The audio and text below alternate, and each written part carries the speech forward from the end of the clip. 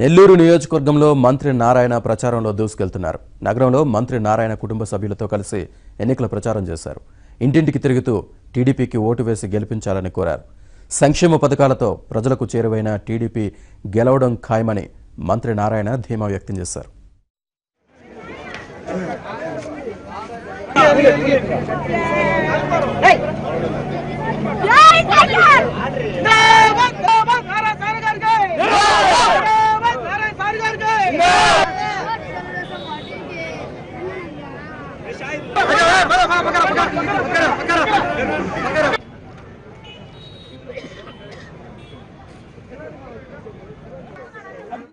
అనేక అభివృద్ధి కార్యక్రమాలు 1, 2 కాదు 5,264 కోట్లతో రోడ్లు, drains, sewerage, storm water, drinking water ఇలా అనేక కార్యక్రమాలు. పిల్లలకు చక్కటి చదువులు.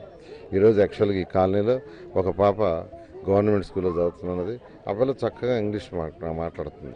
ఈరోజు ఇంగ్లీష్ మాట్లాడుతున్నారంటే ఇంగ్లీష్ మీడియం పెట్టబట్టే. అంటే ఒక్కటే మార్గం, వీళ్ళ ఆర్థిక స్థితి మారాలన్నా వీళ్ళ పిల్లలు చక్కగా చదువుకోవాలి, మంచి చదువు చదవాలి.